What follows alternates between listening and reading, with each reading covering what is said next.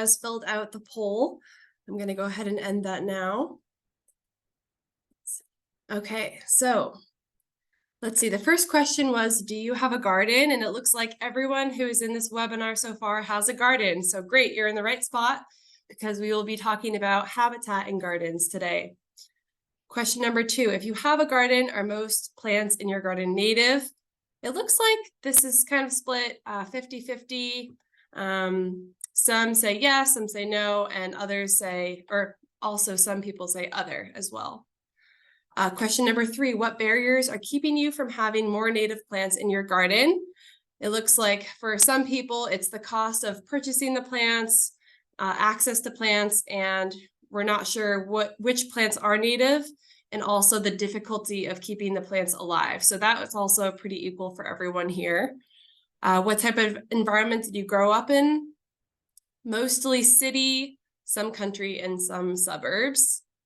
And it looks like everyone who's joining us tonight wants to increase biodiversity in their garden. So great, you're in the right spot.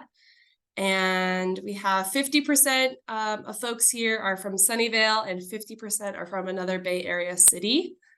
And okay, great. That's everything. Okay, so I'm going to go ahead and share my screen and get started. Okay. Good evening, everyone. My name is Izzy, and I'm from the city of Sunnyvale, and I will be moderating tonight's program. Along with our co-sponsor, Bosca, and our instructor, Juanita Salisbury, I want to welcome you all to our class. Before we begin the program, I'm going to provide some guidelines for successful participation in the webinar. First, all attendees are muted by default to reduce background noise to the presentation. We will be pausing periodically throughout the presentation to allow for questions, and we highly encourage you to ask any questions that you have. If you would like to ask a question, you can do so in one of 2 ways. The first option is to use the raise hand feature, which we will then call upon you to unmute you. Second option is to type your question in the Q&A. I will then read your question out loud to the instructor. And these illustrations here, as you can see, show where the raise hand feature is in the Q&A. And actually for this presentation, if possible, let's hold our questions until the end of the presentation so that we don't disrupt the flow of the presentation. And I would also like to note that this webinar is being recorded and will be made available on Bosca's website. Now that we have that out of the way, I would like to share a little background on Bosca's landscape education program. Bosca is a special district that represents the interests of 26 cities, water districts, and private water companies, all of which purchase wholesale water from the San Francisco Regional Water Supply. Bosca member agencies collectively serve over 1.8 million residents and 40,000 businesses in San Mateo, Santa Clara, and Alameda counties. Bosca's goal is to ensure a reliable supply of high-quality water at a fair price for our agencies and their customers. Consistent with that goal, Bosca provides a regional water conservation program to supply our agencies in improving water use efficiency. The landscape education program is one element of that conservation program. While we have made significant strides in water use efficiency in the past decade, there is still more room for improvement. Outdoor water use represents the single largest untapped opportunity for water conservation in the Bosca service area. Outdoor water use reduction through the use of water-efficient plants and innovative techniques can help conserve water and ensure that water supply needs of our communities are met. A few highlights on additional conservation programs that may be of interest to you. Valley Water has several rain barrel rebate options, as you can see here. You can get up to $35 for installing a rain barrel, 50 cents a gallon for installing a cistern, and $1 per square foot of a rain garden.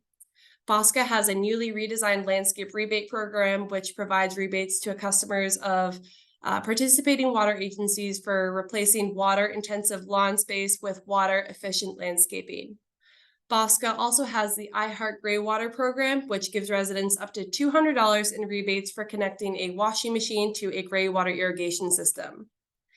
Next, there's the Bosca Lawn Be Gone rebate, which gives residents various rebates for transforming their lawns and making them more water efficient. A new addition for Bosca is the Smart Controller program, which provides instant rebates and heavily discounted pricing on purchase of the Ratio 3 irrigation controller. This controller can be operated on your smartphone and normally retails for $280. Through this program, customers of participating water agencies can purchase a controller for $100 plus tax. For more information or to find out which of these programs are available in your area, visit bayareaconservation.org. The City of Sunnyvale encourages you to participate in rebate programs offered by Valley Water. We offer $2 per square foot of rebates for replacing your lawns and plants that require a lot of water with drought-tolerant plants or permeable hardscape. We also offer up to $200 in rebates for properties that connect a clothes washer to a gray water irrigation system. In order to qualify for these rebates, please make sure you apply first. A common mistake is that residents get excited about the rebates and start transforming their lawn before making sure that they qualify. Also, are you looking for compost? Free compost and mulch are available for Sunnyvale residents at the Smart Station. Stop by Monday through Sunday, 8 a.m. to 5 p.m. with your own shovel and container. One of our most popular programs is our landscape rebate program. We will give you a rebate for taking out your inefficient lawn and putting in a low water use landscape. San Jose municipal customers qualify for up to $2 per square foot. California native landscapes and water-wise landscapes need 1 to 3 years of water to establish, and then you may not need any additional water unless it's during the hottest summers and driest winters. This is also a good project to start now while we hope that the next winter is also wet. Also, with the same application, you can apply for efficient irrigation equipment, including inline irrigation, smart irrigation controllers, and rain sensors so that your system only turns on when your plants absolutely need it. Additional information on water-wise gardening can be found on southbaygreengardens.org, where they also have some landscape designs and templates as well. It's a great way to get some ideas before you go ahead and apply for those rebates. This is a snapshot of the WaterWise Gardening website. It provides resources to support residents in water-efficient landscape renovations and management. Resources include a gallery of gardens with plants identified, plant selection tool, and even a watering calculator. If you enjoyed tonight's program, we invite you to check out our upcoming webinar classes. You can view the full list and schedule at bayareaconservation.org.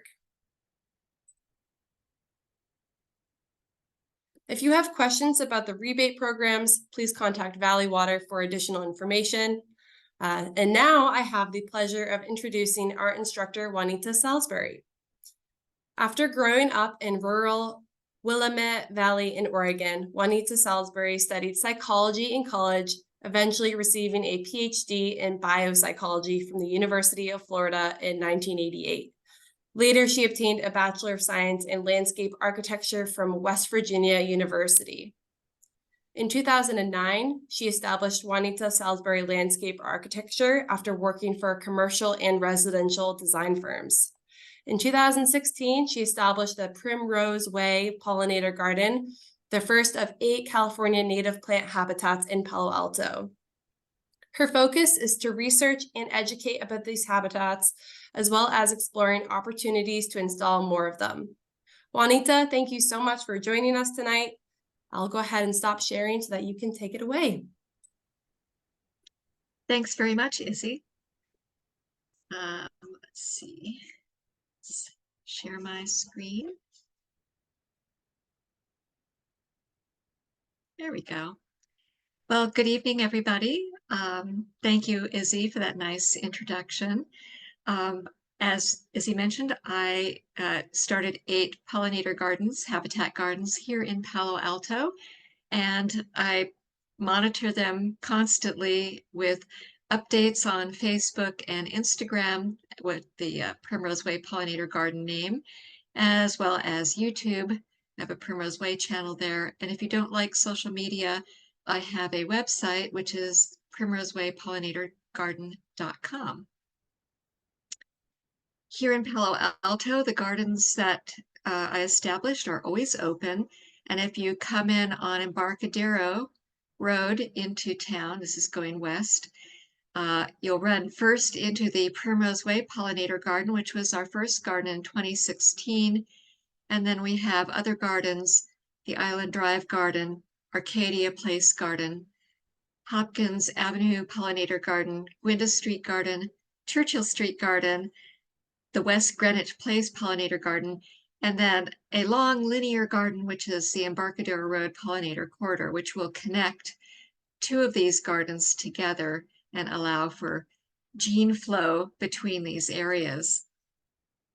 You can also Google Pollinator Garden Palo Alto to get this map. We are on Google Maps, so easy to recreate this. So a quick overview. I'm going to talk about some simple things that we can do that have huge impacts on those organisms that we provide habitat for. The first thing that we want to do in establishing our habitats and to figure out what we need to do next to really increase those resources for organisms is assess what we have. So first, doing some assessment. And then secondly, we're going to talk about how to maximize those existing habitat resources. And then we're going to talk about increasing those food resources and habitat resiliency.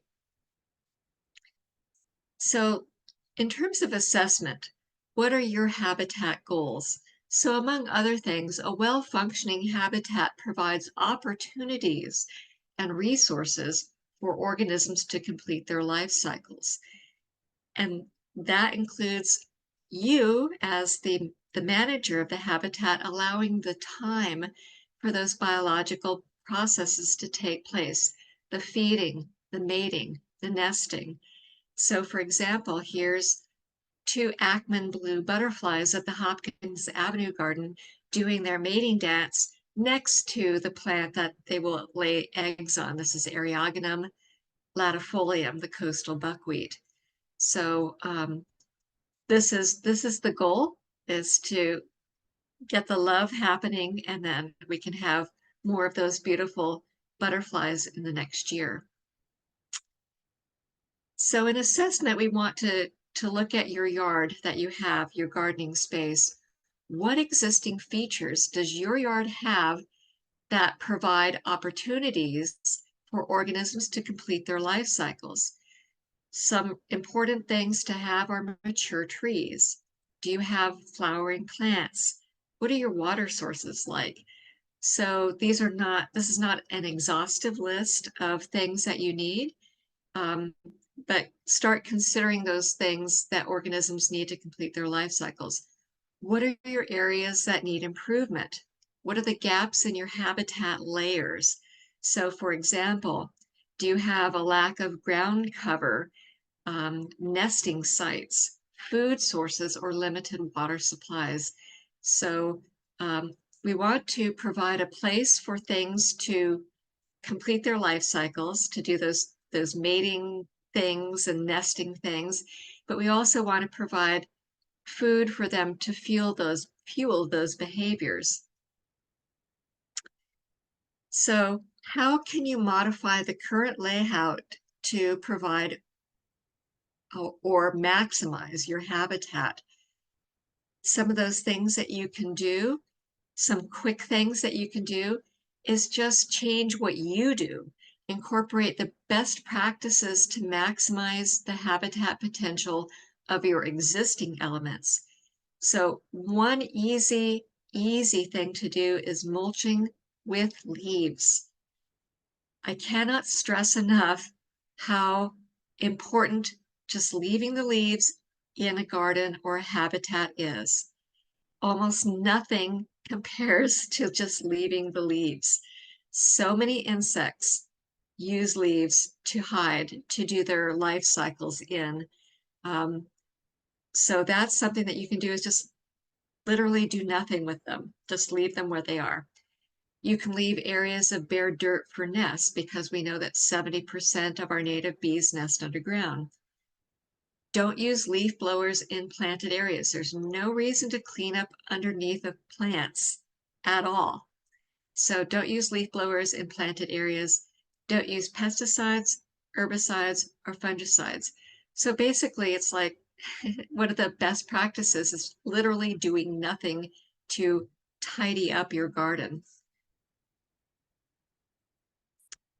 Again, leaves are ecosystem gold, providing a foundation for life.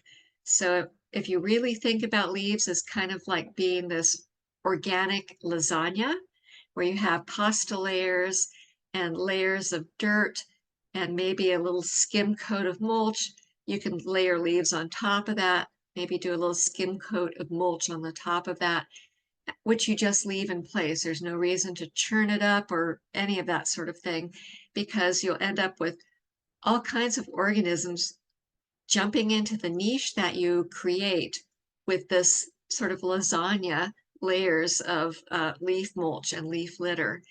And you'll have fungus growing out of it, and then you'll have birds checking out the various organisms that live in leaf litter. So really easy way to increase habitat is just leave the leaves. Again, I'm going to point out the importance here. I really like to stress how important this is. Leaves provide a place for some insect species to overwinter, as the birds quickly discover. Insects eating tree leaves up in the bushes may drop down into that leaf litter below hand, and they burrow in so that they can overwinter and emerge in the spring. Other insects eat those dead leaves. Those leaves are actually a plant's own fertilizer. Trees create their own fertilizer with leaves. Other shrubs do the same thing if they drop their leaves. Leaves as mulch are ecosystem gold. They help prevent weeds, absorb water like a sponge, filter water, hold in soil moisture, insulate the soil, and keep the soil cool. Leaves encourage fungal decomposition and quickly break down. Trees do better in soil with lots of fungal connections. So we want fungal connections to be in the soil rather than bacteria. We don't want bacteria in the soil as a predominant thing. We want fungal associations instead. And you know that you have a nice fungal association when you see mushrooms coming up. And this video I'm going to show you shows me harvesting Pisolithus tinctorius, otherwise known as the Bohemian truffle. You've probably seen this in your own garden and maybe didn't know what it was. This is one of these mycorrhizal connections that exchanges nutrients with plants and enabling plants to help form relationships with other plants. This increases the resiliency of the plants in your gardens to help them live. I harvest these and I use them in planting holes when I plant during the winter time when the ground is cool and moist. You can break this up, crumble it up. It's very much like I don't know, like cinnamon powder. And these are just wonderful ecosystem gold. What if you have trees that are non-natives? Should we still leave leaves? Yes, absolutely. And so, so if you see these, leave them in place if you don't want to deal with them. I use them as I plant more um, plants in the yard, and it just helps the plants to establish better. And you notice that this is a little Arctostaphylos here, or otherwise known as manzanita. That's one of the plants that seems to really like those things. So again, easily providing shelter for organisms to go. So here at the Hopkins Avenue Garden, there's a bumblebee queen. She's looking for a place to overwinter in the leaves of the valley oak that's at that garden as the anchor tree. Um, those leaves keep that tree healthy and provide a great place for these queens to look for places to overwinter. If you want to know more about what bumblebee queens do during the winter, you can go to the Xerces Society, and they talk about the biological um, processes and lifestyle of these bumblebees, and you can learn more about how they go through their life cycles. Another thing that you can do is add predator-proof nest boxes for birds. This is in my own backyard. We had some wrens nesting. We have several bird boxes. They all got used last year. Some of them are being used this year. I try not to interfere with them very much. These are a great predator-proof one, which is good. You don't have rats crawling in there. You can get bird boxes that have the right size holes and just clean them out in October really well when birds are not, or when birds are done nesting. Birds are nesting right now. They start in January and go through spring into the early summer. Another thing that you can do that doesn't have anything to do with plants that provide places for things to take place, something simple as adding rocks or small boulders. They provide multiple benefits in a habitat garden. So they're great places for organisms to sun themselves, especially those that can't make any sort of body temperature like these lizards. And lizards love getting up onto a rock to sun themselves so that they can raise their body temperature. And you know that your habitats are working when you have lizards because you have lots of insects to feed these little tiny Godzillas, these little baby predators here that are at the top of the food chain for eating insects. Also, if you're lucky, you get lichens growing on rocks. And if you get lichens growing on rocks here, lichens are used by hummingbirds to build their nests. They help camouflage the nest. So these are great. Rocks will hold moisture underneath. Plants like to have their roots dive underneath rocks where it stays cool and moist. So something very simple like that to provide a place for these behaviors to take place. Another best practice that you can do, again, changing the behavior, is in terms of pruning decisions. And I'm always informed by what I do because I observe these gardens on a weekly basis to see what happens, what organisms are using the resources that we provide. And that informs what I do as a habitat manager. And so, for example, male bees don't have nests to sleep at night, and they often can be found sleeping inside flowers, which is really cute, or on stems, as this male digger bee is doing at the Island Drive garden. He's hanging on with his mouth parts there so he can take a nap, not have to worry about falling off. So observation is key. We do very little pruning because that's just more work. Maybe once a year or even less. So again, let observation be your guide. What species do you see using these resources?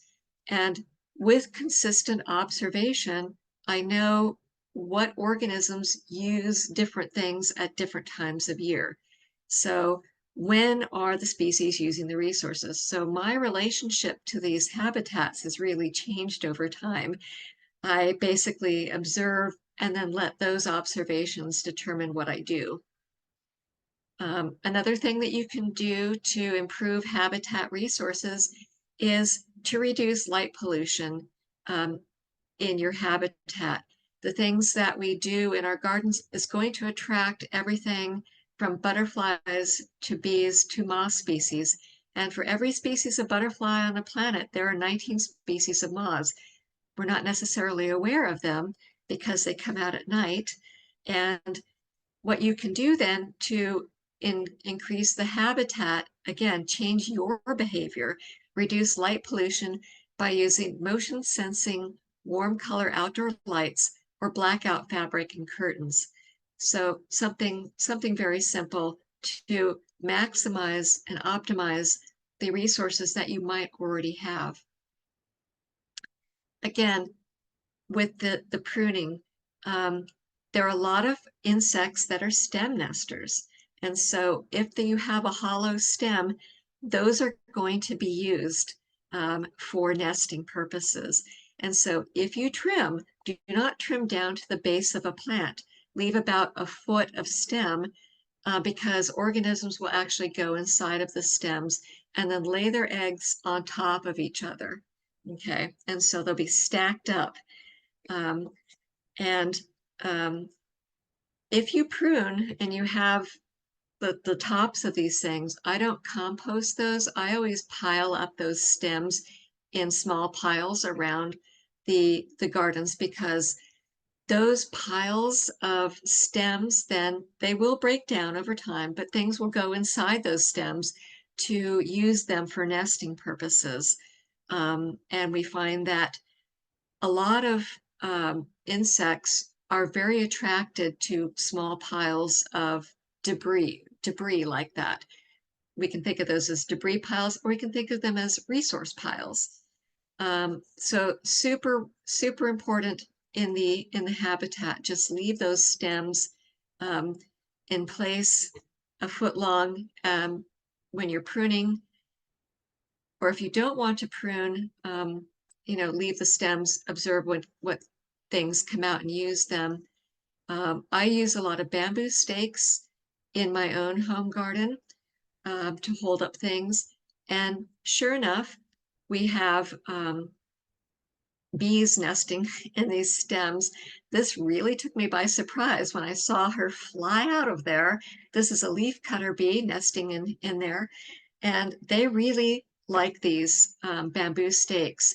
So again, observation, just, you have to really pay attention to what is using things over time. And even if you don't see something using a resource, you have to assume that there's insects in there. Here at the Gwynda Street Garden, we've created some additional complexity in the habitat, which provides nesting and shelter. So we had a big log pile there for additional nesting and shelter sites. So we haven't even started talking about the plants. We'll get to those in a moment.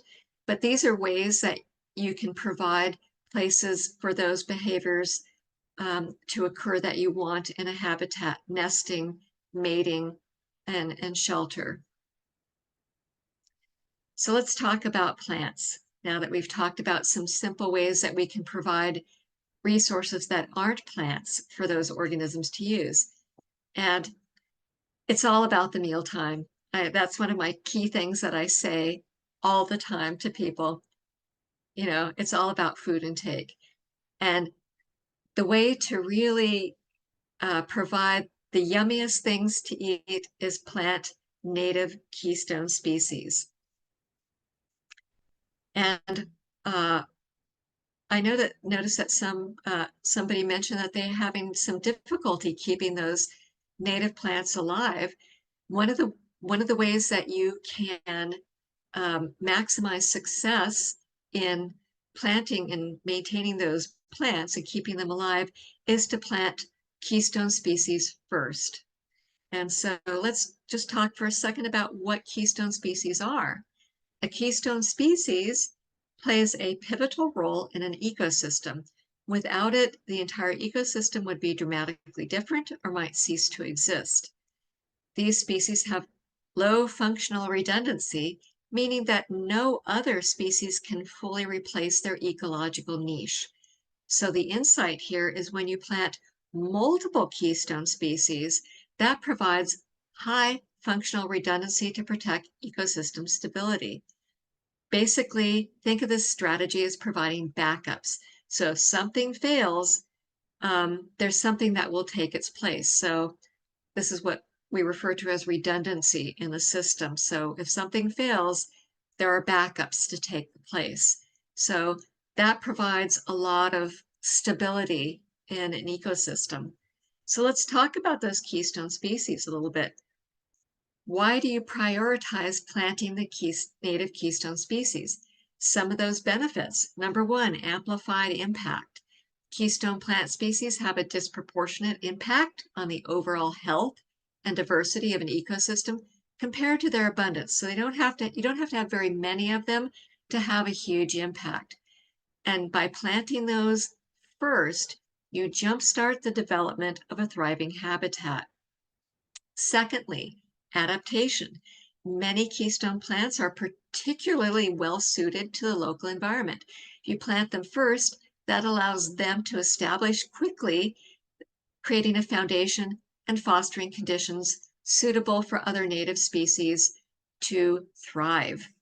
So that's one of the secrets to keeping those other plants alive, is get those keystones in there first. A third reason, the connections. The keystone species act as connectors in the environment, creating a ripple effect of connections throughout the environment. Number four, framework. They create living physical structures and niches that benefit a variety of other plant and animal species. Number five, time saving. By planting those high impact species first, you maximize the ecological benefit sooner. You leverage their power to create a network of ready-made connections. Plant those things first, you basically leverage their Rolodex of connections. You have that instantaneously. They're economical. You achieve those maximal ecological benefits with limited resources and minimal effort. Just a few gives you a huge impact. And scalability. This concept can be applied to gardens of all sizes. Even a single keystone species in a pot can have a huge impact. So again, super economical. I know costs are certain barriers to creating more biodiversity, but this is pretty economical by planting a few keystone species first. You only need a couple, and you don't even have to do big ones. You can plant seeds, which is super economical. You can plant things that are in 4-inch pots, which are less expensive than a single 1 gallon or a 5 gallon, and it's much easier to plant. So it's optimum to plant a seed or a 4-inch pot of a keystone species first. So what's an easy way to know if a plant is a keystone species? Let's consider a function. And as a designer, I'm all about function. Plants are the primary producers of food and the basis of food webs. So energy from the sun, hang on, is used by the plants that are eaten by insects that are then eaten by birds. So essentially, you're turning starlight into life. And 37% of animal species on the planet are plant-eating insects. 37% of all animal species on the planet. That's huge, huge. And as a rule, native insects only eat the native plants they evolved with. Insects are picky eaters. They don't like just any chemicals in their spinach or whatever their plant that they're eating. It's very specific. An example of that everybody knows is the monarchs and the milkweed, because the milkweed makes monarch caterpillars taste terrible. And so they're very specific about what they eat. Many native insects are the same way. So what's an easy way to know if a plant is a keystone species? Plants that efficiently channel that sun's energy into the food web in ways that other plants can't are likely to be keystone species. So what are some of the implications of seeing native plants as food? And we're trying to increase the habitat here because the native plants will attract a variety of native pollinators and other insects. Use those best practices that I talked about before to help them complete their life cycles. So you're setting a table, a buffet, and you want the guests to live as after they've eaten. You don't want to kill them once they show up. And so plants aren't decorations per se. I mean, plants are beautiful. They have pink flowers, if you like pink flowers, red flowers, green flowers, blue flowers, yellow flowers, so and so on.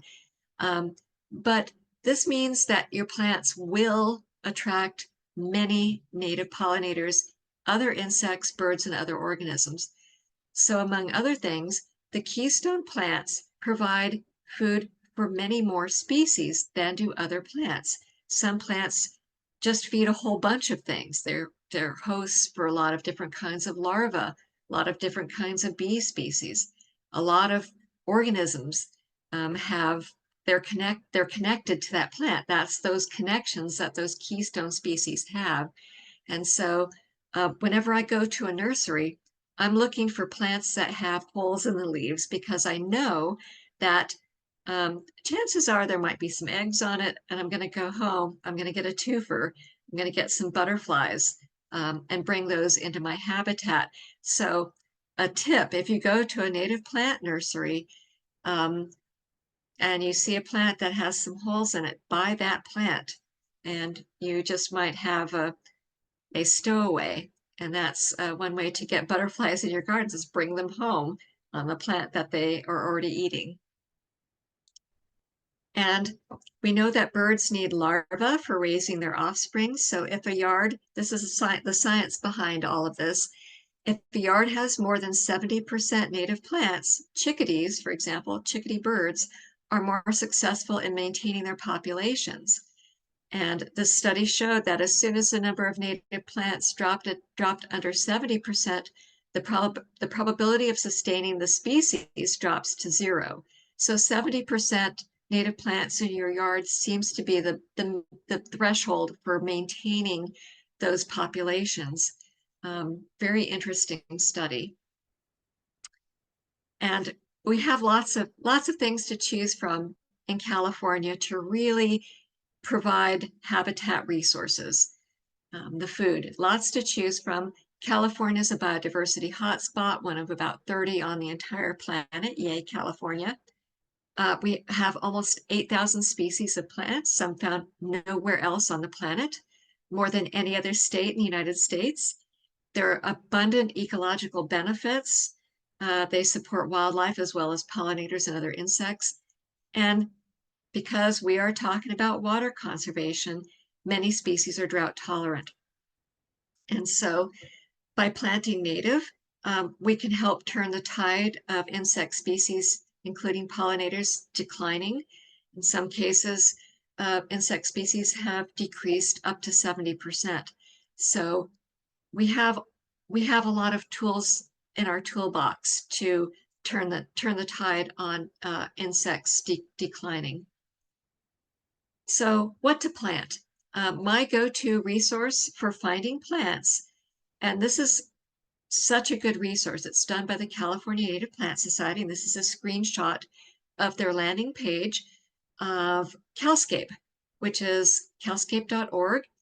It's an easy-to-use searchable database with lots of information and resources where you can find California native plants and research them, and then create a plant palette of trees, shrubs, perennials, bulbs, vines, and succulents.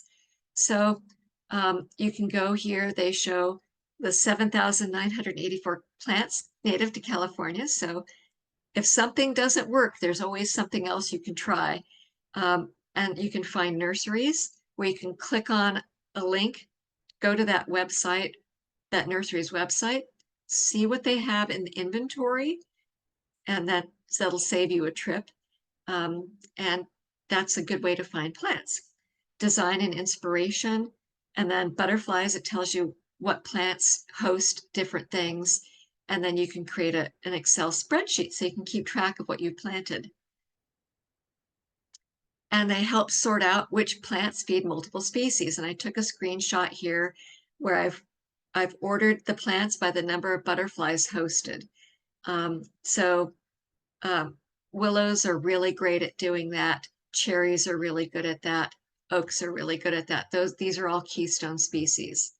So that's a really good way to see which plants give the most bang for the buck in terms of larval hosting.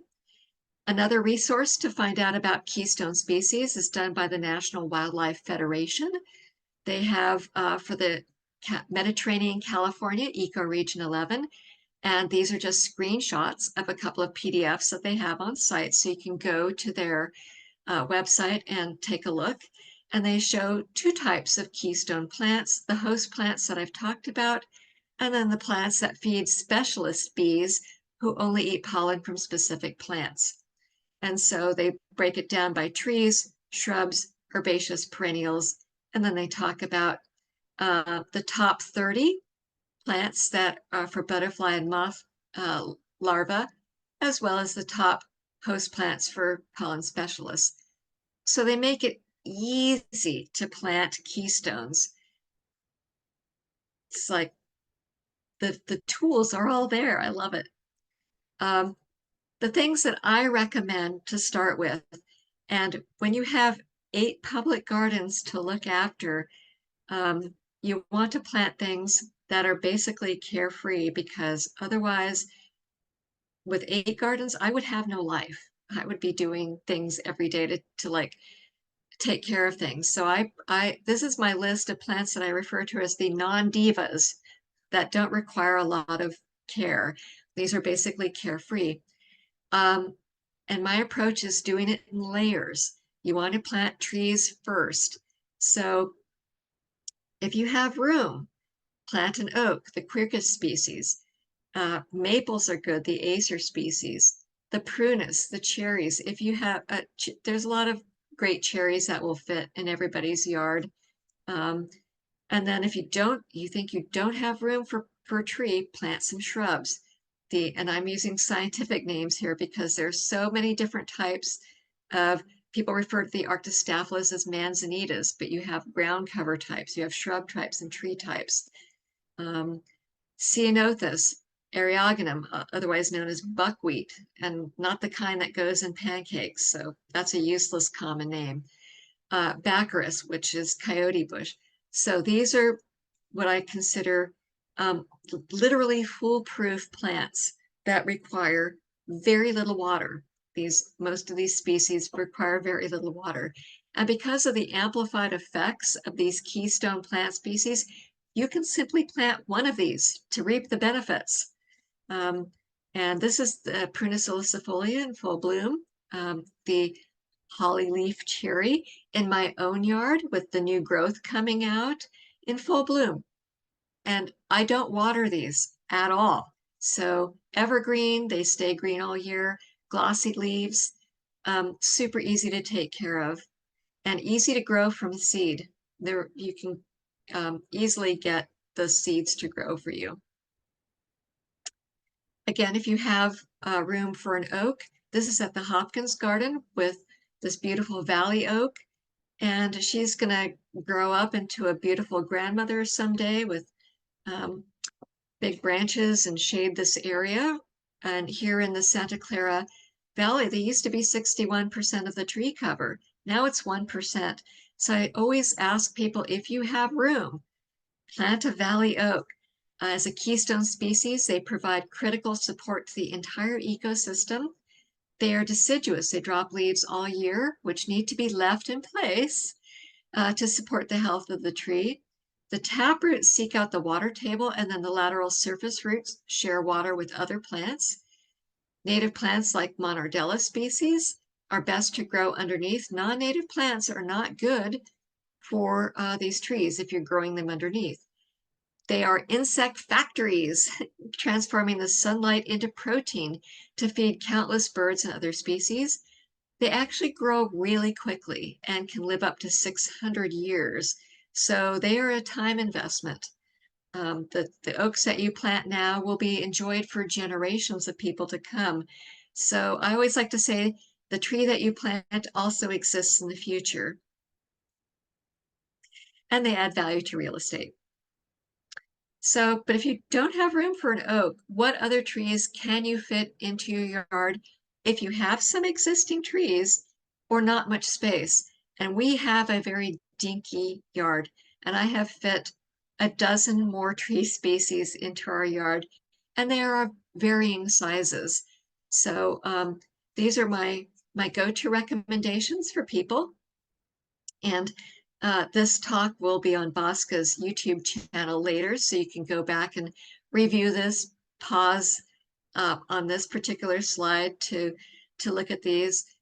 But you can see there are all these keystone species, the big leaf maple, Acer macrophyllum, Salix laziolepis, a willow. Even though they use a little bit more water, I don't really water it very much. When I remember, like I said, I experiment a lot with plants, and if they're divas, if they don't want to live, that's on them. The elderberry, Sambucus nigra, Pruna salicifolia. I'm looking at her, she's good. Another maple, Acer negundo, also known as the box elder. Our street trees, the Modesto ash, and so on and so forth. Lots of great choices. Many of these are super, super drought tolerant. Our native toyon, for example, I don't water this at all. She has to get by on rainfall alone. She's doing just fine. In the shrub layer, once you're done with your trees, one of my go-to shrubs that I like are in the Arctostaphylos species. This one is Arctostaphylos densiflora, Howard McMinn. And I like to show people some cultivars. Some people are like, oh, it has to be the straight species. I observe these plants weekly, and I have done so just about for the last 8 years. And if a plant isn't pulling its weight in the environment, if it's not giving back with either the leaves are being eaten or it's providing nectar or pollen, it's out because there's no freeloaders in my environments. The evergreen, it's a lovely carefree shrub. You don't really need to water it in the summertime. They provide support to 78 caterpillar species and 13 pollen specialist bee species, and providing berries and nectar and shelter for other organisms. Great habitat plant. Another one that I like to use, this is Ceanothus maritima, valley violet, evergreen with blooms starting in January, providing support for our bumblebee species, which are the bumblebees are an actual keystone species. So you're using a keystone to support another keystone. How crazy is that? Again, you know, multiple redundant systems. So you have backup providing things for many organisms that have ripple effects. So super low water use, larval host for dozens of butterfly and moth species. Another example of Ceanothus, and again, I use those scientific names because remember the other one was Ceanothus maritimus. This is Ceanothus horizontalis. This is a great lawn substitute. A nice ground cover, providing a lot of places for lizards to shelter. Imagine how nice if they just put a nice rock or a boulder there. That would have amped up this little habitat here. Because I'm sure you would see a lizard sunning because this is prime lizard territory under here, a place for them to hide. But a powerfully drought tolerant native ground cover alternative for a lawn.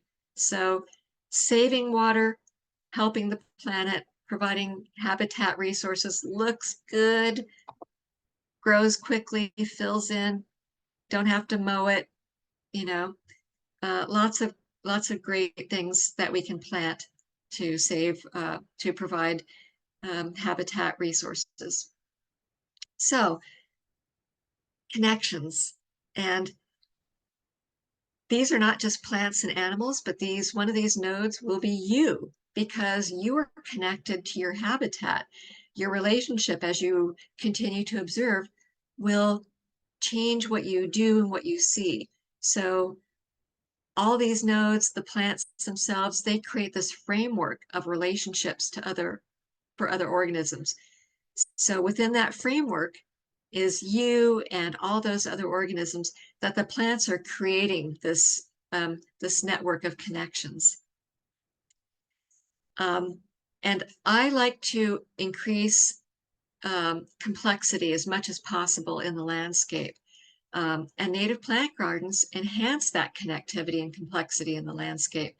The layers of plants from the bulbs to the ground covers, vines, shrubs, and trees build complexity in both the vertical and horizontal dimensions above and below the ground. So don't just think above the ground, consider what's happening underneath.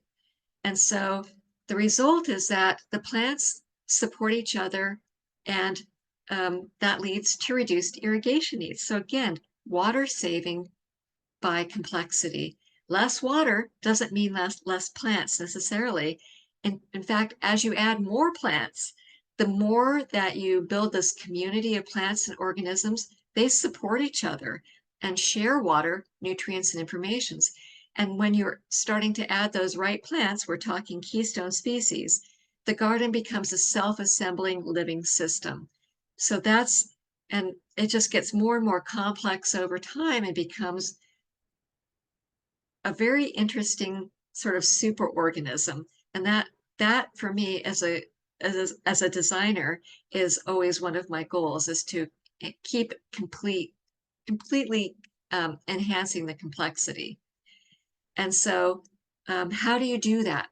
Start with those keystone species.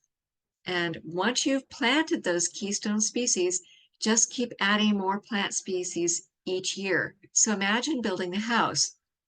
The keystone plant species are like those load-bearing walls, essential for the structure and the stability of the entire building.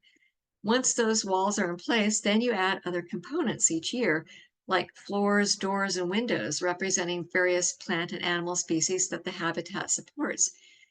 And this is where you get to have some fun. I love a pink flower. I'm a sucker for the color pink. I admit it. And one of my favorite plants is our bulbs, actually. And the brodeas are super easy. Brodea californica here in the pink form. These do not want to be watered in the summertime at all because they will rot. So in a place where you've gathered your summer dry plants that don't want to be watered at all during the summer, great place for bulbs. So you can tuck those in hither and yon, and they are very much like daffodils. Once they bloom, the foliage withers away, disappears, and they're good for another year. And bees love these things. And so these are a great plant to weave in additional complexity. Another way I like to weave in complexity is with vines. Vines grow up in that vertical dimension on plants that I already have there. And so here in my front yard, I've got Carpinteria californica. There's a nice hedge of it that's blooming white, big fat white flowers right now. And to just get a little bit more bang for the buck in that space, I've added Lathyrus vastitis, the Pacific pea that grows up through these plants. And so the combination of these pink flowers, once again, with the big white fluffy blossoms of the Carpinteria, it gets me every spring. But these plants, they play well together. And I don't water the Carpinteria at all. I don't water the Lathyrus at all. And this is my reward. They're just so beautiful every spring. So with a native garden and all these organisms that are using it, that's where the water conservation superpower comes in. The biological connections in the water cycle. The plants and animals that store water in their living tissues, they are moving it through the environment using various processes. So again, those connections save water. And, if you want to provide some water for other organisms that come into your yard, if you don't think they're getting enough water from those juicy caterpillars, you can go to the National Wildlife Federation. They have a great blog here, and they have different ways to provide water for birds. And I'm not going to go into the details there, but you can certainly provide extra water for creatures in your yard as well.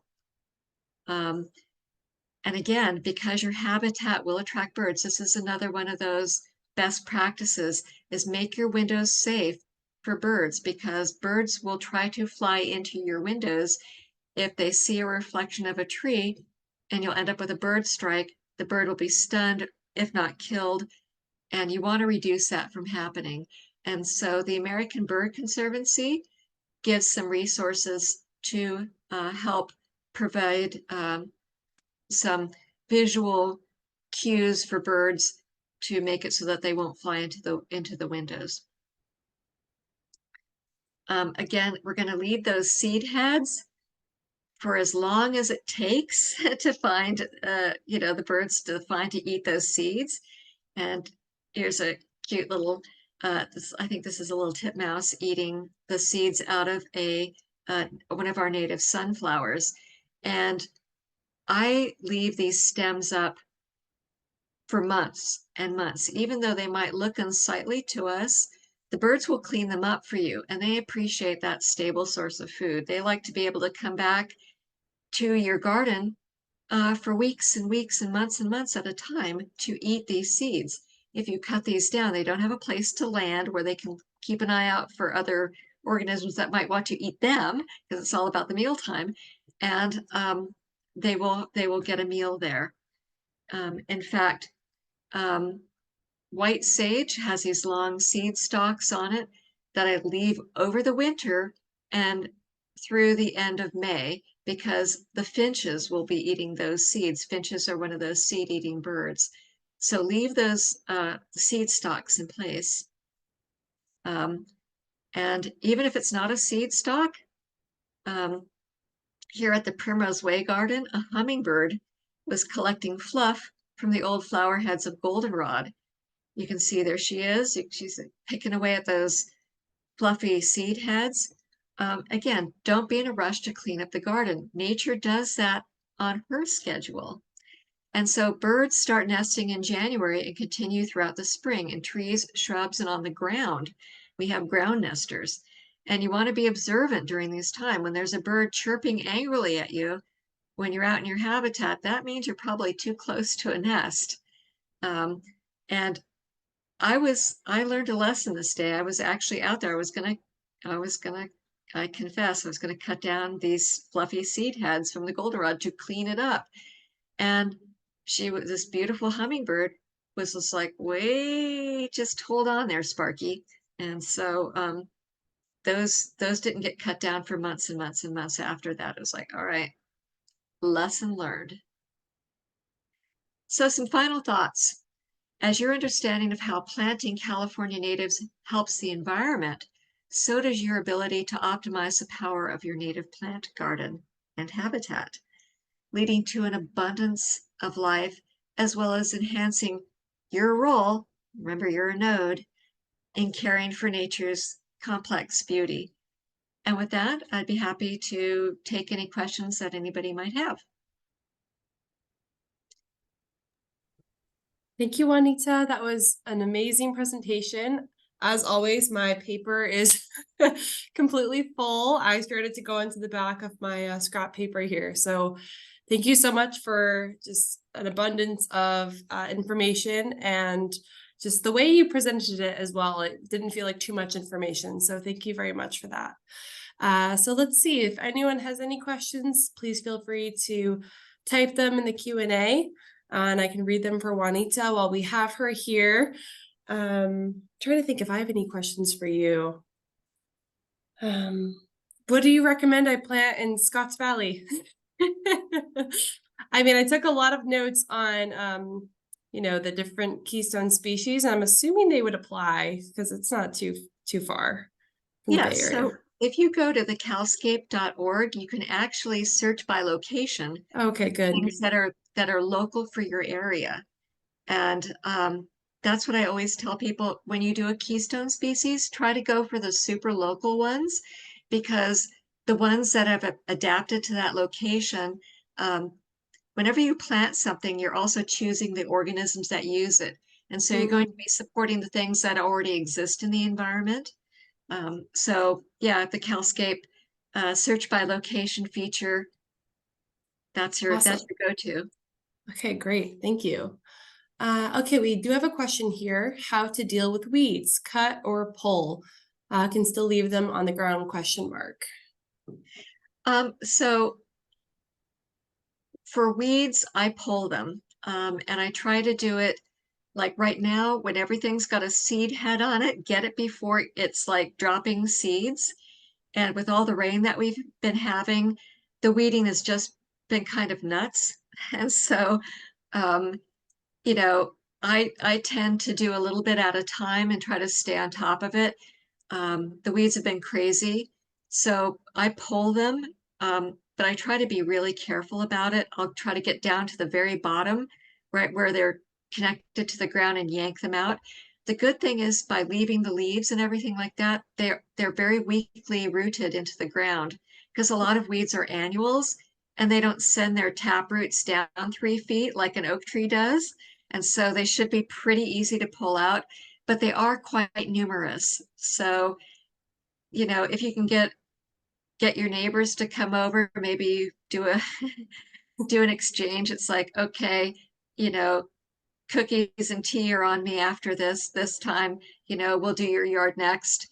And it's weed pulling is a real community builder. So, and everybody appreciates the help. But yeah, um, never leave a weed stalk with a seed head in place. Try to get those seeds. Um, I like it when they do form seed heads and then I pull them out because it's like, haha, you're not going to get me next year. I got you ahead of time. And you'll eventually help exhaust the seed bank of weeds if you just keep pulling them as they sprout.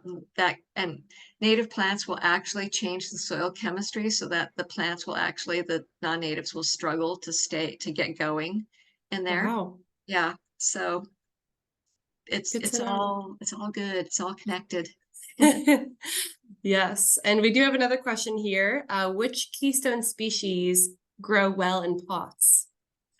Oh, that's a great question.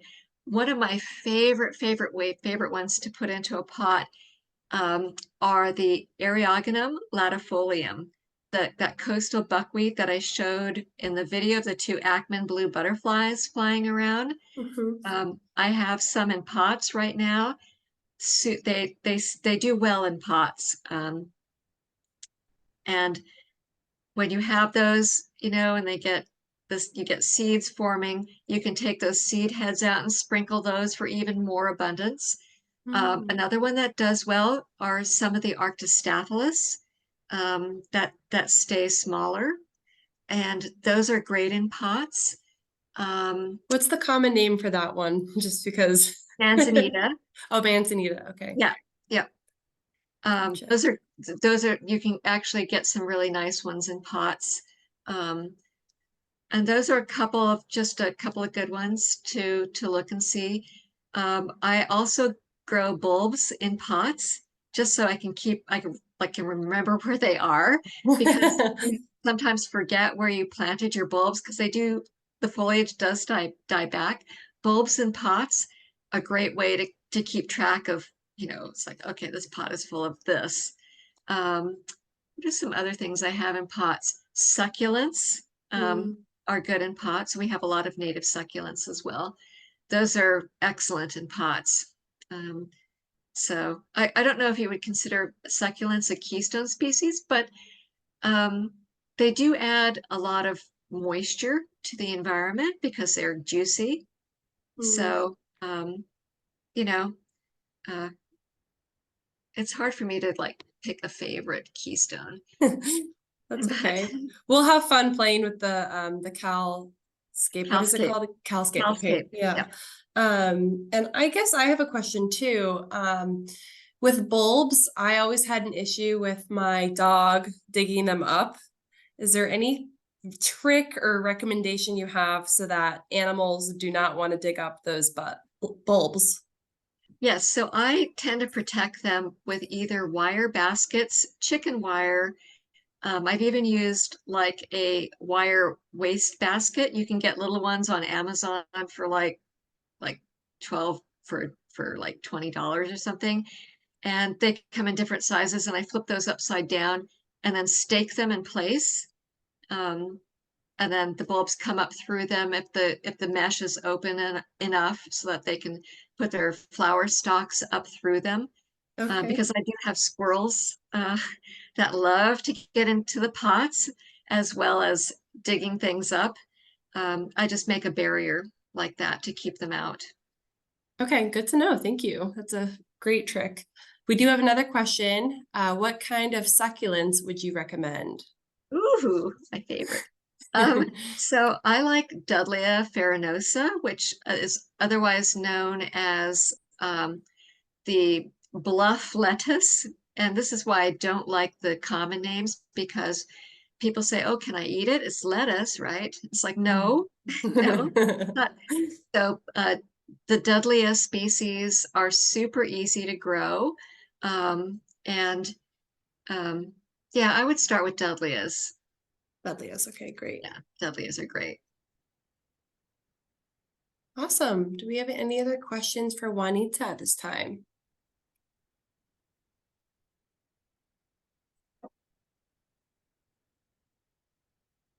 I'm not seeing any more questions come in. So I guess I'll just go ahead and say thank you so much, Juanita, for another incredible presentation. I learned a lot, and I'm sure everyone here did. So thank you so much for your time. For those of you on this call, I will be sending this recording in an email. So in case you want to rewatch this and pause, like Juanita said, at certain spots, I highly recommend that you do so. It always helps me to watch something twice or 3 times over just to really let it sink in. So thank you, Juanita. I look forward to our next webinar. I'm trying to think. I think it's May 2nd off the top of my head. May 2nd. Yes. Yep. So if you're around May 2nd, join us for another webinar. Thanks, Izzy. Thank you. Have a great night, everyone. Thanks. Bye.